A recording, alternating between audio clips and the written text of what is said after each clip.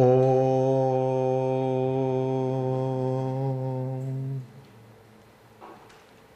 Jananim Saradam Devim Ramakrishnam Jagadgurum Padapadme Tayo Shritva Pranamami Muhurmuhu.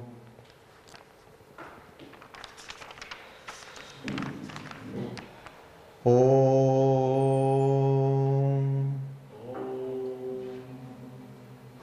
Sahana Bhavatu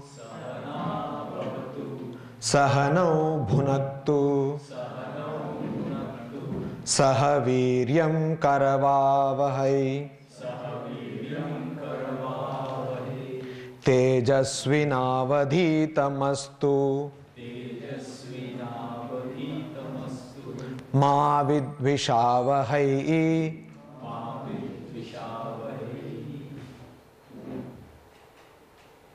Om Shanti Shanti Shanti.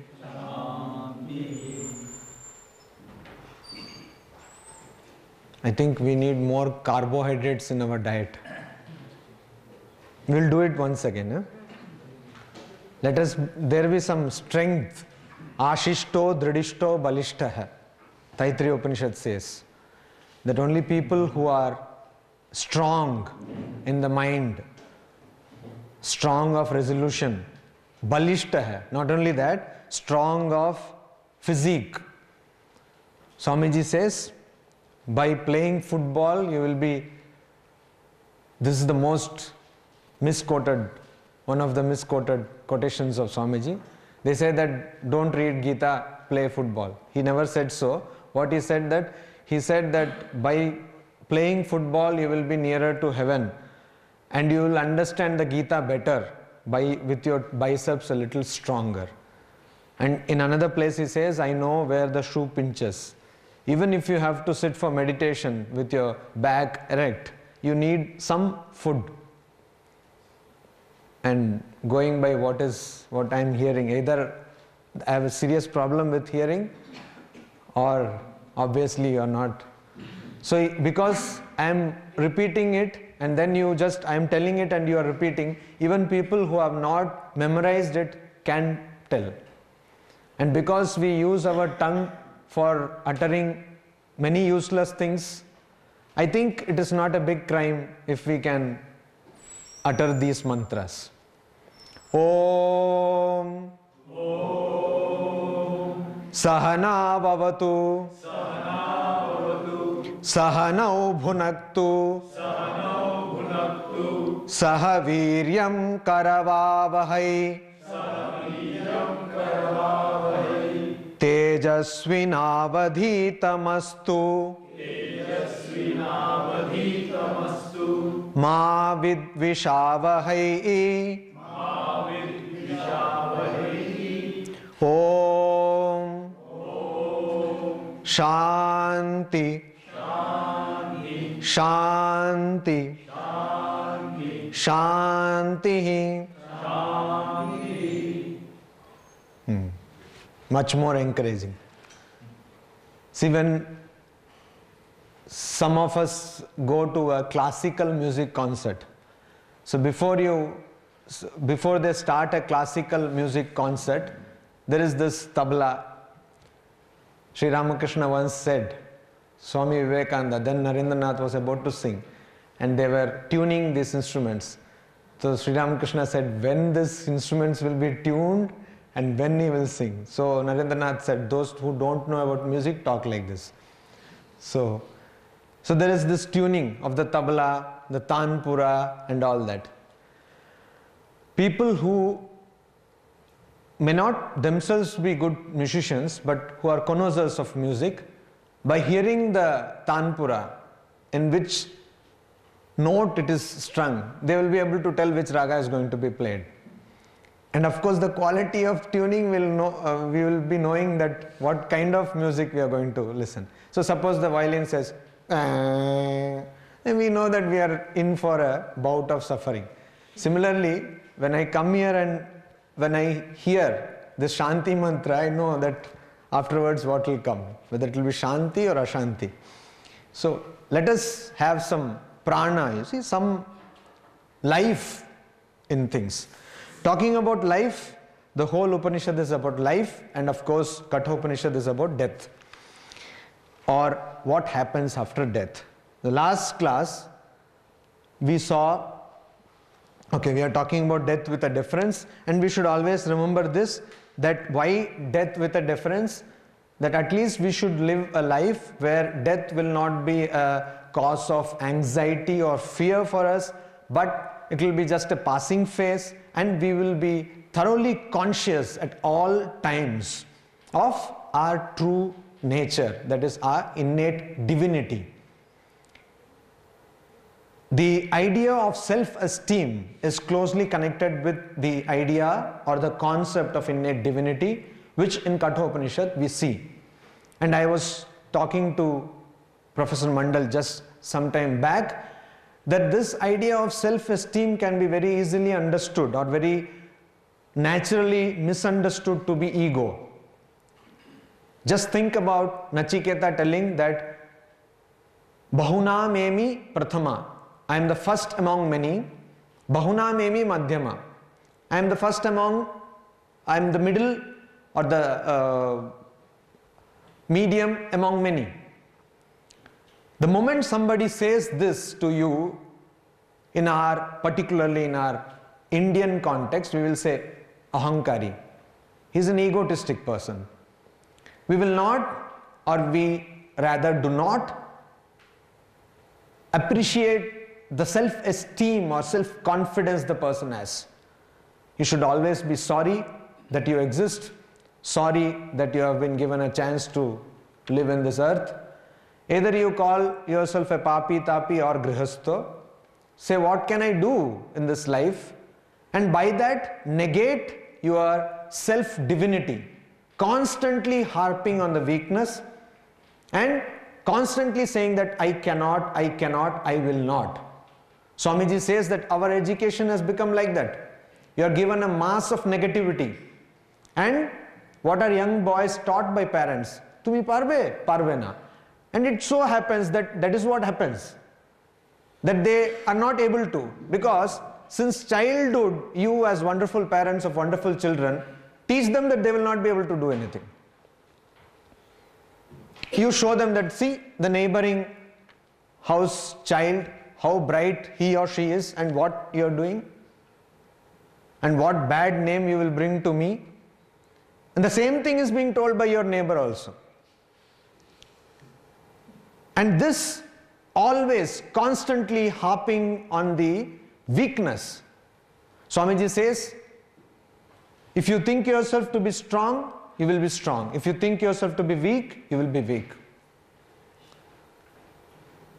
In another context, Ford used to say, if you think you can, you can. And if you think you cannot, you cannot.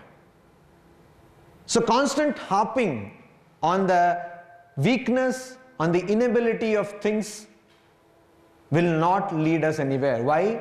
Because we are already wrongly identifying ourselves to be this body and mind. We have already forgot our infinite potential, infinite nature.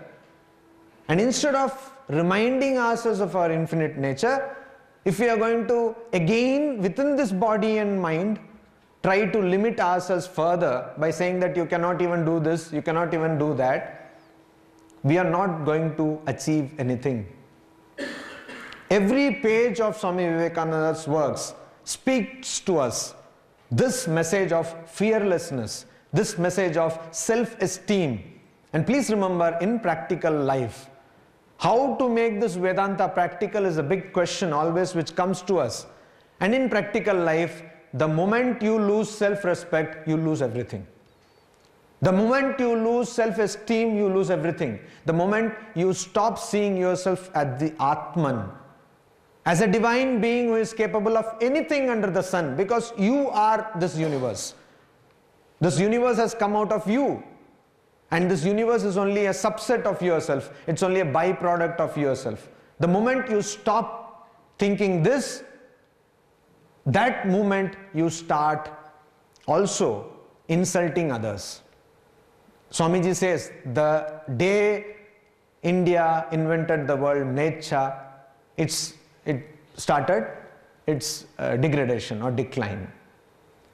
So Vedanta is not an inclusive, it's an inclusive doctrine. It's not an exclusive doctrine. It does not exclude anything or anybody from this. A robber can also know his or her true identity by practicing Vedanta. And what is Vedanta? Vedanta is constantly reminding yourself of your true nature, and that is which has got no boundaries, which has got no limitations in terms of gender, in terms of caste, in terms of wealth or religion or nationality. The more you see examples of great Vedantins, Swami Vivekananda, Swami Ashokananda, Swami Bhuteshananda, Swami Ranganathananda, why only Swamis? Even other people. These people could never see distinctions of any kind. And then you understand, why do we have problems when we are transferred from one place to another? Because we are not able to love that place. We are not able to love the food, the culture. Why are you not able to love? Because constantly you see yourself as the other. You perceive yourself as someone different from the place where you are. And this is the root cause of all suffering. The moment you think yourself to be one with everyone, or at least try to think that, impose on your mind this oneness of existence, you will see that slowly suffering will go. Brihadaranyaka Upanishad says that. What does it say? It says that fear is caused out of duality. When there is a person who you will be afraid of, and when there is a person who will be afraid, only then fear comes. Dvitiyat vai bhayam bhavati. It's out of duality that this fear comes. And this is not true only for fear. It's true for attachment. It's true for greed. It's true for lust, envy, and so on and so forth. So the moment we understand that we are living in a world which is nothing but a projection of my own mind, then we go past these distinctions which we have imposed. Because I have imposed a distinction on me to begin with. I consider myself this body, this mind. That is why I spend so much time in makeup of this body. Earlier, people used to think that makeup was only for women. Now we have changed that concept. So you have unisex salons, you have pedicure, manicure, and so many cures, but you don't actually have the cure of the Atman. You don't have the cure of the self. You're curing this and that. What? It is all going to die. We know that. We are all great people. We are enriched with knowledge of science, but practically we don't use it. So, Prabodha Sudhakara, a small text, Prakarana Grantha by Shankaracharya, there he says, please do not be proud of your beauty. Why? Because your beauty is literally skin deep. If somehow the skin could be, you could be skinned off, then crows will come and start pecking on your body. Now they don't do that because you have a small skin, and skin is not very thick. Of course, some buffaloes will have thick skin and some human beings too. But generally human skin is not that thick, and only this skin is protecting our false sense of beauty. And this we have to understand, that unless we go beyond distinctions, unless we go beyond the idea of distinctions, we cannot have a peaceful life even in a material sense of the term. You can live peacefully only when you think yourself one with everybody. One with all religions, one with all castes, creeds, doctrines, etc. And that I find is the bigger meaning of the message of Sri Ramakrishna, Jotomat Totopat. Means as many faiths, so many paths. It's not restricted only to the field of religion or spirituality.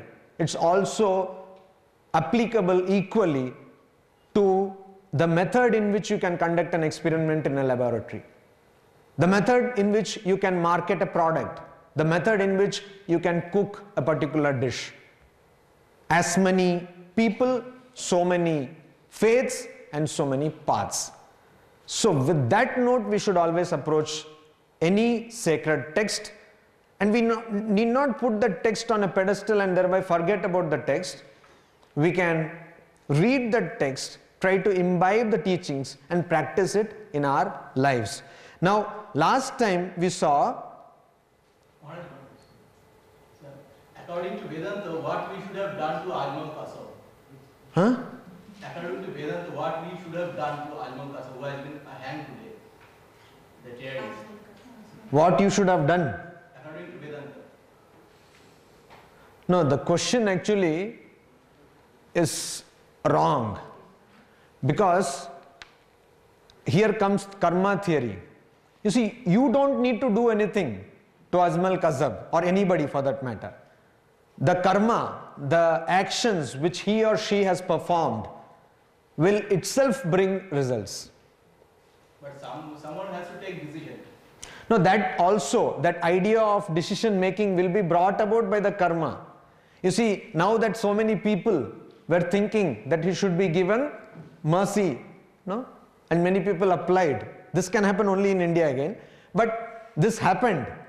That probably is because he has done some good karma in some previous birth.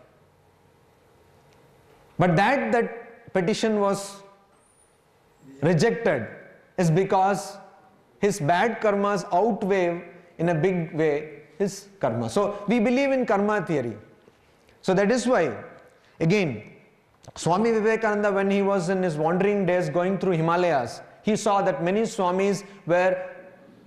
monks were meditating, closing their eyes when they could see suffering in front of them. When Swamiji asked them, why are you not helping these people and meditating? Then these monks had one stock answer. They said that they are all reaping the fruits or results of their bad karma. Swamiji said, fine, but you are accumulating bad karma. By seeing somebody suffering and having that concept in your mind and yet trying to get peace for yourself is accumulating bad karma. So having said that the people have their own karmas and that is what will bring results, we should also remember that it is our, in fact I will not say duty, because duty is a very slavish term according to Swami Vivekananda. It's a very binding term. It brings a sense of boundary or binding. It is out of love, because as I said, all of us are one. Just as when I get a scar or a wound in my hand or some part of my body, I immediately start nursing that. Similarly, if you see humanity as a whole, as one body, if some person, fellow human being is suffering, I will automatically, out of my love, nobody has to tell me that, out of my love, go and try my best to alleviate that suffering. Now last time we saw this, that after having been given 2 boons, Nachiketa was offered the 3rd boon without even asking. He was offered the boon that the Agni or the sacrifice which he wanted to learn from Yama and which was taught to him, that was named after him. So 2+1 offer was given to him and he took that. And then also Yama went on saying that what will come of a person who does this, performs this sacrifice 3 times and also understands the 3 things which are necessary for the sacrifice, being number of bricks, how they should be, the class of bricks, and how they should be arranged. These 3 things, and also the 3 kinds of works which need to be done. Either it could be first studying about this sacrifice, understanding the sacrifice and performing it, or studying the Vedas understanding the Vedas, and also performing charity. Now, these three things a person who does, he will get access to heaven, and the person will attain to happiness. That is what we saw last time. He will cross, here it is there, Shokatigo modate swargaloke. Shoka atigo means a person will transcend sorrow and attain to heaven. Here I said that how can this be? Because heaven is also very much within the realm of duality. This is also a place which comes within the realm of duality. So how can a person who goes to a dualistic world attain to immortality? Because it is told there Amrit Tattvam. So how can somebody become immortal? Then I said that this could be probably Arthavada. This could be something which is told by the scripture to encourage a person to perform such sacrifices. Now you see, the first two boons which Nachiketa asked are boons which are representing material prosperity both in this world and the other. When we talk about Vairagya, what is the definition of Vairagya? Iha amutra phala bhoga viragaha. Means one who gives up enjoyment of fruits both in this life and the other life. So we may ask, other life I don't believe. Okay, so one who gives up fruit in India and abroad, something like that. You don't want enjoyment, you give up enjoyment in whichever place it is. That is the whole idea. That is called Vairagya, dispassion. So here Nachiketa first said he wants peace. How? He wants to go back to his home in one piece. Because he has died, now if he goes back to his house and meets his father, then they will say, Bhago Bhut Aya. So because they should not say that, he is very intelligent, has presence of mind, and he says that when I go back to my father, he should not be angry with me, and you should not be afraid of me. He should accept me just as he was accepting me before I came to you. And he should not be angry with me that just because he told that I give you to Yama, I came here. All these three things he asked in one boon. Intelligent person. Second boon, I should know a sacrifice by which I will get a good place in heaven. So he asked, what is that by doing which I will get a good place in heaven? So first you find out how you get into IIT. After coming into IIT, you find out how to do good in campus interview. So everything is taken care of. Education and also the job prospects. So very intelligent. And this is where most of us stay. Our intelligence stops there. We don't go beyond that. So we want education, good education. We want good job. We want a good spouse. Very difficult to find nowadays, but yes, we try. Good spouse. Or before that, a good boyfriend or girlfriend. And afterwards, we want a good life, good status, good car, and this good expectation, it never stops. And finally, we get stuck up with the expectation of goodness. Shankaracharya very nicely says in his, some people call it Bhaja Govindam, some people call it Charpata Panjarika Stotram, whatever it may be, he says, Tadapina munchati asha pasha. This bondage of hope does not go. People in your house respect you only till you have a job. Afterwards, you are given an easy chair. Nowadays, they will not give you that. You are probably given a seat or a berth in some vruddhashrama. And yes, they are very happy that we have given you place in a 5-star vruddhashrama. and they may or may not come once in a month to visit you. So this is where. So he says, Kopina Prichati. Nobody even asks what is happening to you. Ashite Ashiona. Please do not go to 80 or come to 80. So nobody is even bothered to ask. Till you earn, everybody loves you. So much of love and affection and compassion is poured on you. But the moment you retire, even then to some extent love is there. Till you invest this provident fund and other things. Once those investments are over and people know that they are not going to get money more than what they have already got, then they forget you. But do you forget them, or do you forget this expectation of getting good things in this life? No.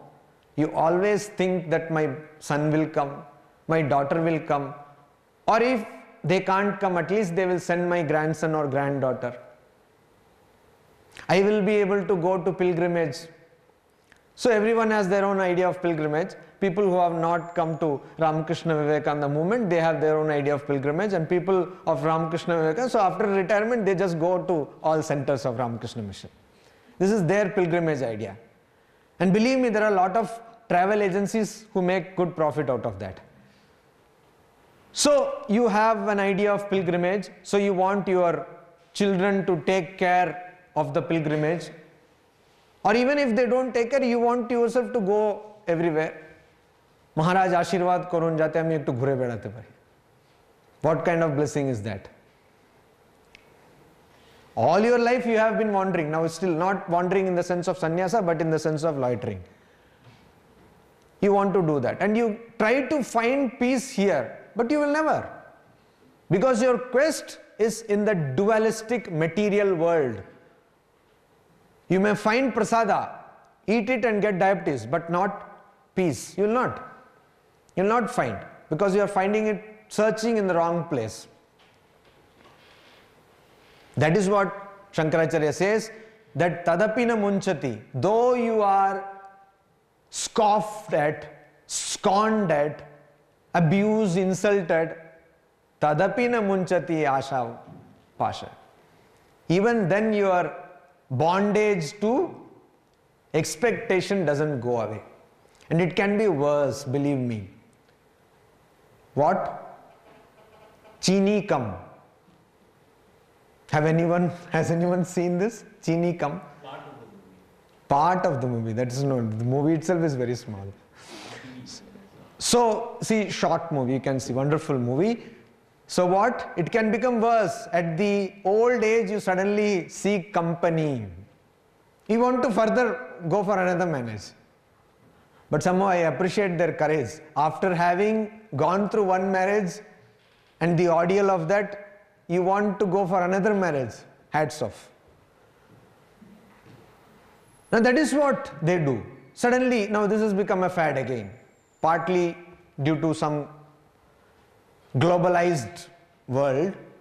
You suddenly go to Facebook, you have a cyber friend, and then it becomes a physical friend, and there you are in confusion again. This can become worse. So why do people always expect goodness only externally? There should be some reason for this. Yes, there is, and it's a very deep psychological and, truly speaking, spiritual reason, and that is that we need to anchor ourselves in our true nature, spiritual nature, Atman, and we are searching for that. But because we do not know where to search, we are searching in the wrong place. This tendency to get good things is actually coming from our inherent tendency to go back to our real source. That is to understand our real nature, that is Atman. That is why we want good. And whenever you taste something good, you actually have a glimpse of that higher nature. Whenever you get a lot of joy, you have a small idea a minuscule idea of the joy you will get when you understand your true nature. When you get real joy, that is. Suppose you have not eaten, you have not had, say, mango for many years, and one piece of mango you take and you like so much. So maybe for some fraction of a second, you get the same joy, innocent joy. And that is why we try to find goodness in things external. And that is why Upanishad says that don't try to find it in the wrong place, avritta chakshuhu. Try to go inwards. And that is what people who amritatvam icchan, those who desire immortality, do. So Nachiketa shows his real wisdom by not stopping with these two material hopes. He goes further. He desires true immortality, true wealth. And what is that?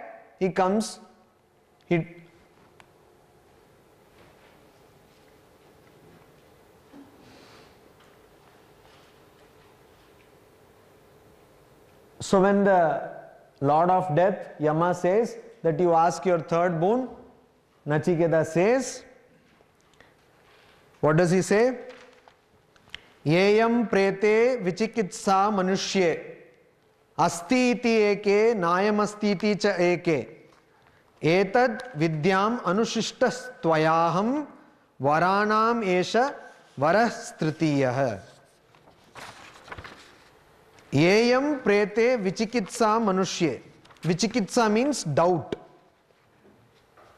Manushye, among human beings, in human beings, prete, preta, it is there almost in all Indian languages. Preta means ghost. Preta also means dead. So prete, after dying, after becoming dead. Iyam vichikitsa, this doubt arises that people after dying, where do they go? This doubt comes to the child first. So somebody is dead, then the child asks, where did that uncle go? So immediately we show some star or something on the sky and said he went there. And the child innocently believes that the person has gone there. So this is a question. And we also don't know the answer, so we show something. Yeyam, ya, iyam, vichikitsa is doubt. Asti iti eke. Some people, ahu, which we have to provide, it is not in the mantra. Ahu means say. Asti iti. Eke, some. Asti iti means this person remains after death. Some people say that this person remains. Yes, how does he remain? Or how does she remain? She has died. She has left all the signs of physical presence. So the wife who was loving, or at least showing love outside to the husband, when husband dies, bibhyati, again the same Charpata Pancharika Stotram, bharyam bibhyati. So wife starts getting afraid, fears the body of her own husband. And do all this, whatever ceremony has to be done, let him not come back in my dream as ghost. That shows that the person has left all the signs of physical presence in this world. So where does he exist? Exists somewhere else. What exists? Not the body definitely, but something in a subtle form, in some sukshma rupa. That is why Indian philosophy says that a person has got stula sharira, sukshma sharira. And the sukshma sharira contains mind. So mind is not brain according to Indian philosophy. Which Western thought says mind and brain are both same. So something happens in the mind, it is nothing but some chemical reaction or some neurotic synaptic something, blah blah blah. Psychologists will be able to tell better. Which happens in my head. But Indian philosophy differs, it says no. There is a deeper impression which is carried on from birth to birth, and that is called manaha. That is called manas, or the mind. So if you are a wonderful engineer in this birth, next life maybe you will become some scientist, and probably because you was a good professor in IIT, you may get a chance in Harvard. Something like that, MIT. Probably, I don't know. So these sanskaras, as we see in the Puranas, Jada Bharata, he was thinking of a deer when he passed away. So next birth he became a deer himself. So that is why in the Gita it says that is why be careful. Whatever you think at the time of leaving your body, you will become, so be careful and always think of me. There was a monk in our order. His name was Swami Nishwananda. And he used to stay, he was working in Ramakrishna mission, Kankal, where we have Haridwar, where we have a hospital. And this hospital was started by a disciple of Swami Vivekananda, seeing the suffering of monks in the Himalayas, where they didn't get any proper medical attention. Now Nishwanandaji was going once from a place to another in a jeep, and there was an accident, and he was thrown off from the jeep and fell, fortunately not to the gorge but to the other side of the mountainous path. And then when he went to hospital and when he was cured, he said that I will do no more work. I will stay a retired life. I will live a retired life. I will do contemplation. Why? This person was an active monk. So why? What happened? He said, when I fell down, I realized that the moment I fell down, I didn't think of God.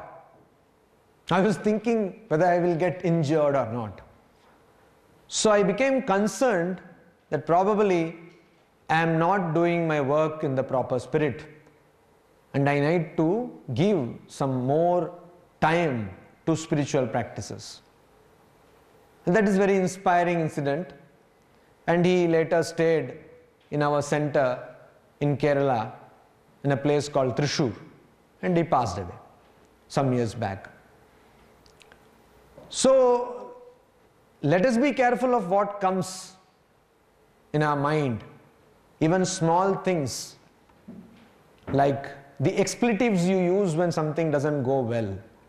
Suppose you open a computer program and it crashes. Or today, earlier part of the day, I was working something and suddenly power went off. What do you say? We all say something. Oh, and you know, there are so many expletives thanks to the US of A. And the Hollywood garbage which our minds are filled in with, our newsprint is filled with, we start telling something. That is why in the olden tradition, people used to say, Shiva Shiva, or Hey Bhagavan, Hi Ram, not oh shit. Because what you speak, what you think, you become. So you say Hi Ram, you may not like in the beginning, but just think. It becomes a kind of a routine, and suddenly something goes wrong. Probably when you will fall, probably that fall will be your last fall in this world. You may die of a brain concussion or God knows what. And if at that time you say Hi Ram, probably Rama will come to your rescue. We don't know, he is a very busy person, but probably he will come to your rescue. So it's better at least than oh shit. or worse words which I will not tell here. This is what we need to understand. And mind contains these impressions. Asti iti ke, nayam asti iti chaike. Some people say that this exists, this sukshma sharira, subtle body, remains after death. Some people, na ayam asti, na, no, not. I am this, asti, exists, iti chaike, cha eke. Iti, like this. Some other people say.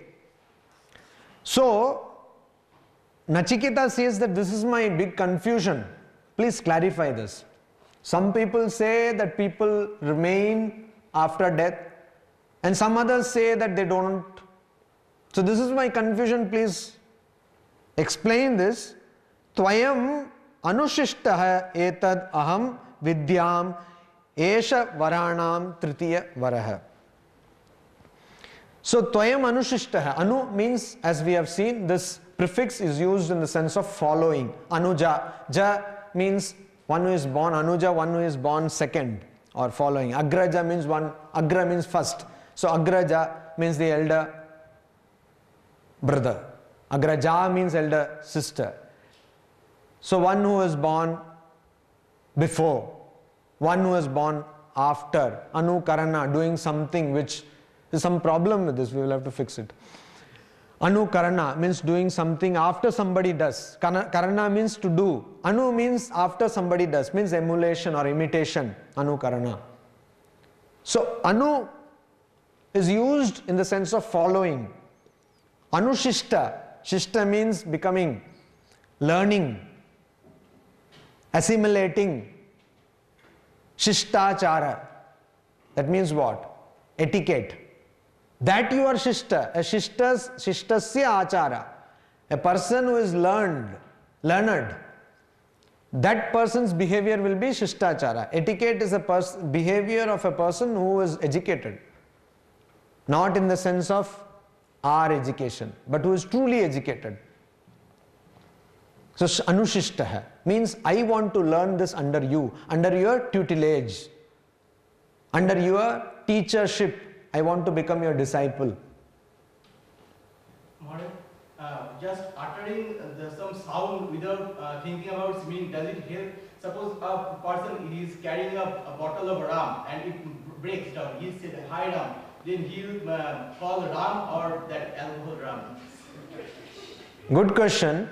And there are imageries or examples for this in our Puranas, where again you have the Ajamila's story, where he said Narayana, meaning his son, not Lord Narayana, but all the same Lord Narayana sent his messengers to pick him up after he died. So it means that does certain words have a power. If you don't believe that certain words have power, please try calling somebody a dog. You will know how powerful that word is.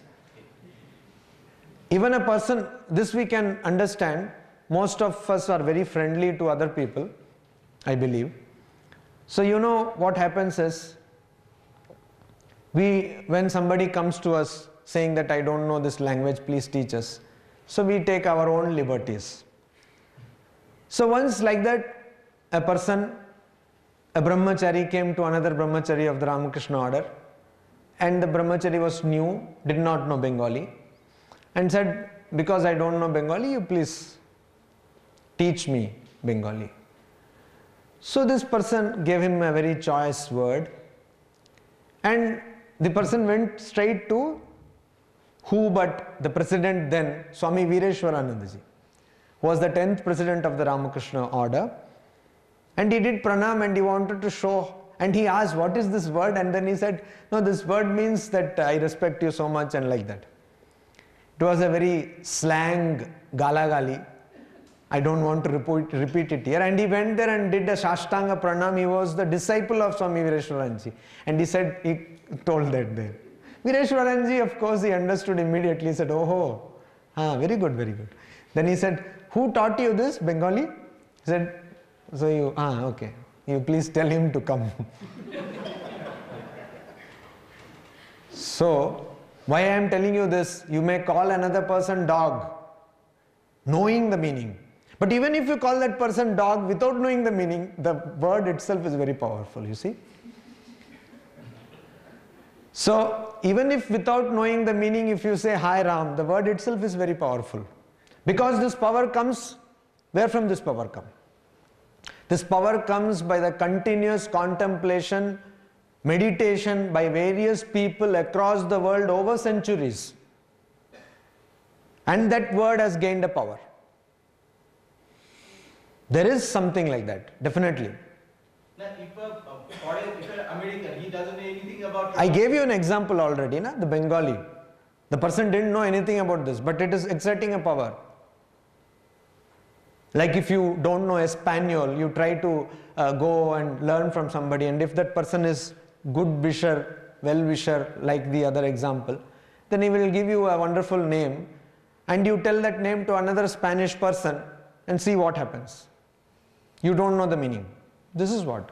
Because that word has been given the power. So, similarly, Asti iti cheke, Nayam asti iti cheke. So please, Anushishta, I want to learn this from you. Please, Tvayam, I want to learn it from you. Please, you teach me. By you, I want to be taught. Etad aham vidyam. And I should like to know. I want to know. Esha, and this is my third boon. First of all, if you promise to give boons, it is a disaster. All our Puranas talk about this, Ramayana, Suddenly they will remember that you had some boon which you can claim. And if it is going to be 3 boons, it is a further disaster. Because first boon they will ask something, second boon they will ask further, and third boon they will ask something which is very difficult to give. So even if you are going to give boon, my advice is give only one and give it then and there. Don't make it a boon which you will have and after 10 years you will. So here 3 boons, and he says as usual first 2 boons no problem for Yama, and third boon came with all that problem. He says now this is my Tritiyam Vara. This is all of the 3 boons, this is my third boon. And he is also very intelligent. He does not count that offer. No? He knows. Yama said that this is an extra boon I give, so he also takes that extra. So actually this is the 4th boon he is going to get. So Yama now is in a serious predicament. Now you see, Nachiketa, as I told you earlier, he does not stop with material prosperity. He asks for spiritual welfare. As in Bhagavad Gita, one shloka we find, which is the motto of Life Insurance Corporation. Yoga kshemam vahamyaham.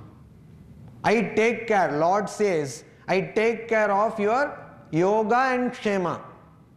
Material prosperity as well as spiritual welfare. Yoga is spiritual welfare. Kshema is material prosperity. Life Insurance Corporation takes care of that. I don't know whose, whether their or yours, but somehow they take care.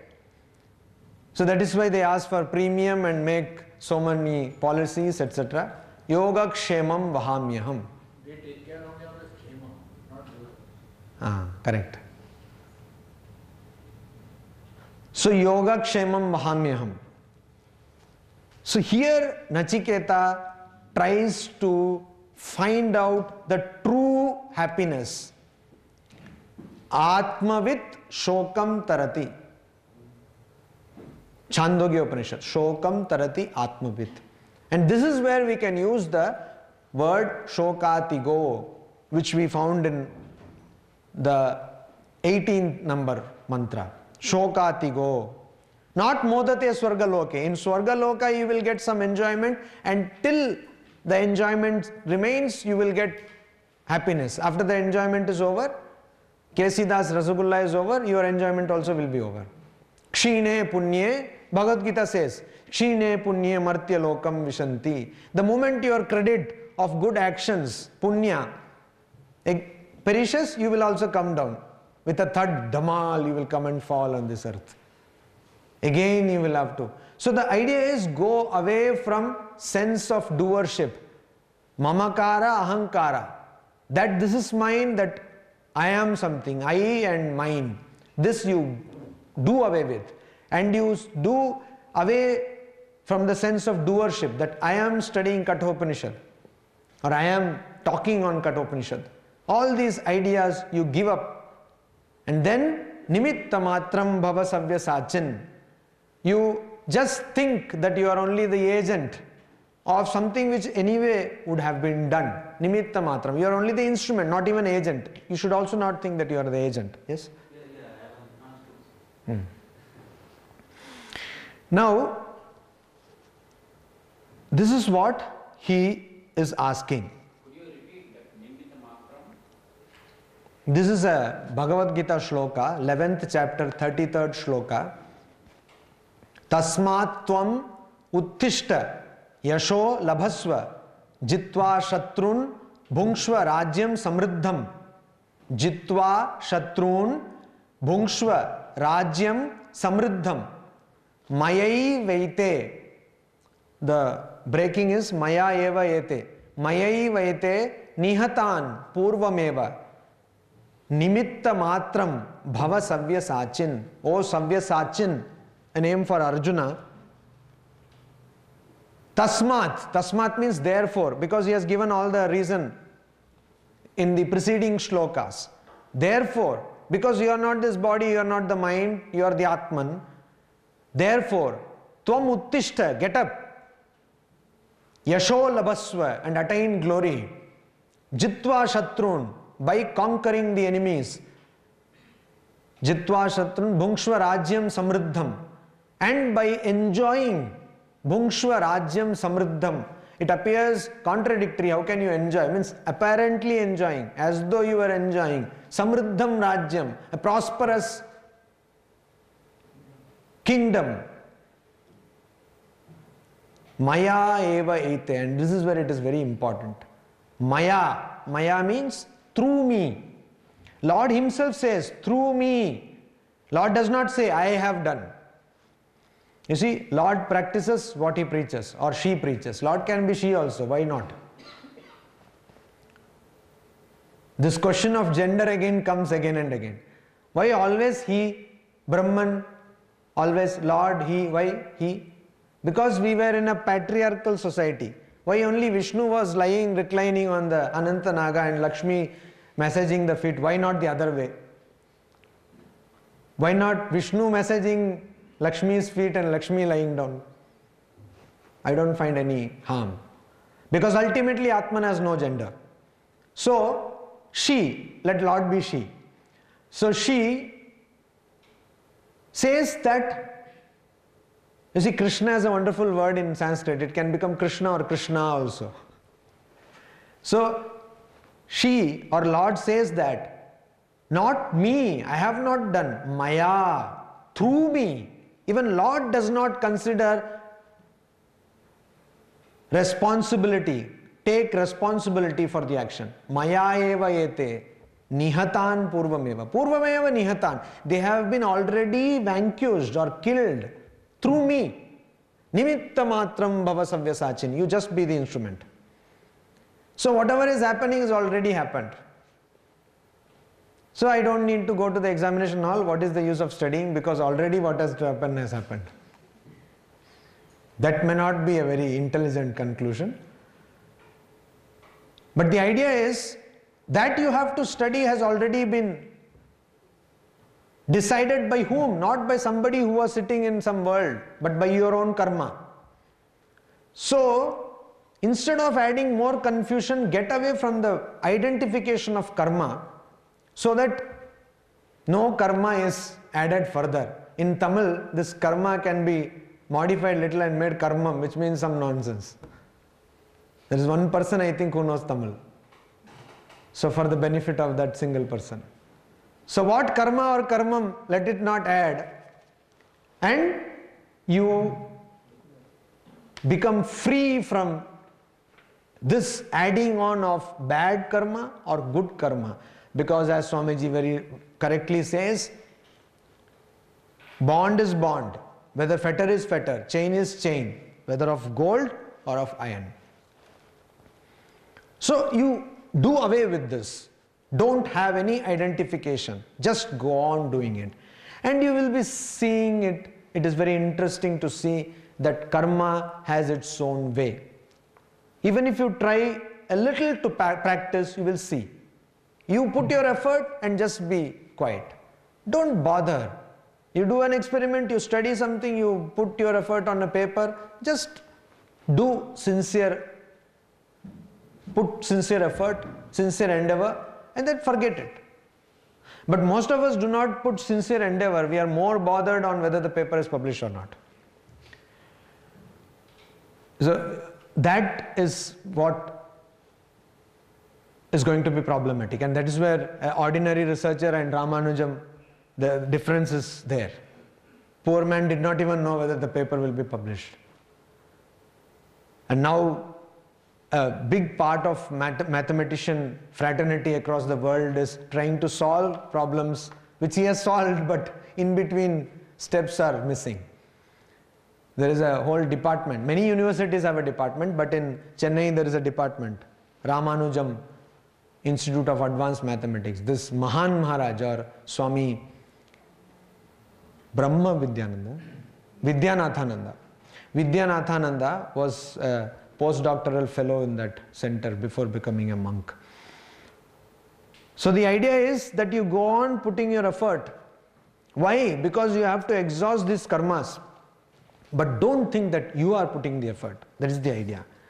So, some wrong thinking may come like this. If somebody thinks that God has taken bribe, so I am just nimitta, I have to take bribe.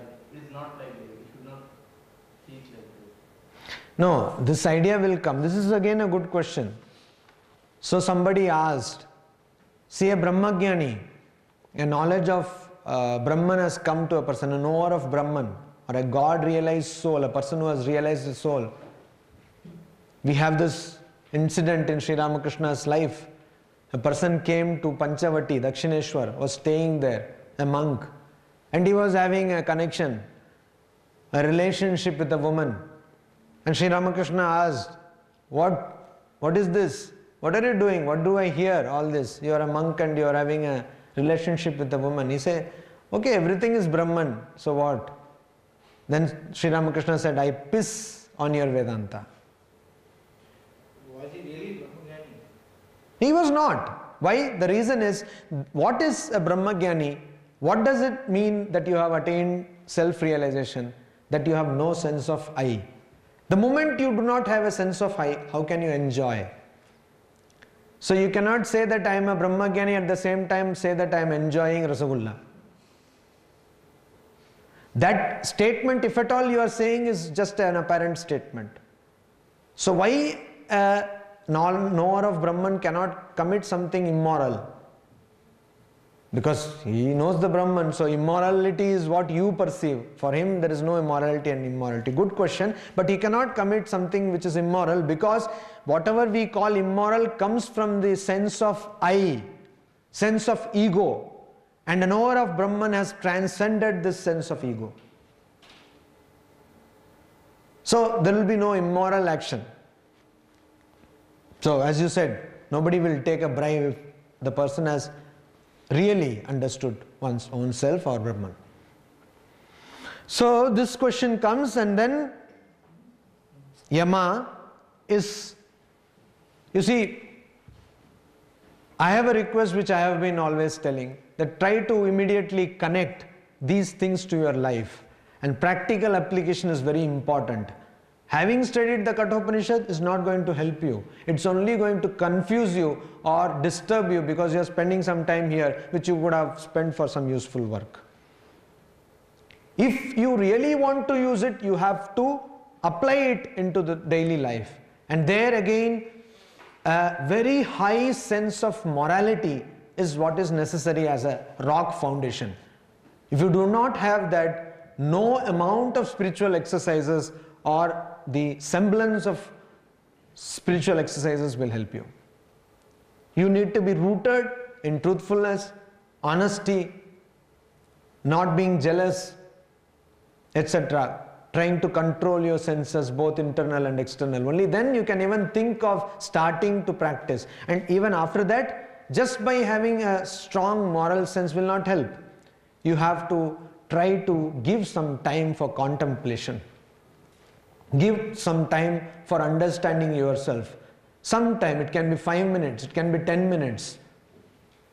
Morning and evening, where you think about yourself, what you are doing in this life. What is that you have done throughout the day, or what is that you are going to do in that day? This contemplation, some time for yourself, people or most of us are not able to give. Without earphones in our ears, without a screen in front of our eyes, it can be TV, it can be computer or cinema screen, whatever. Without a book in our hands, without a music, without somebody to talk to, just yourself. Just the stillness, without any sound also. Go to some place where the sound is less.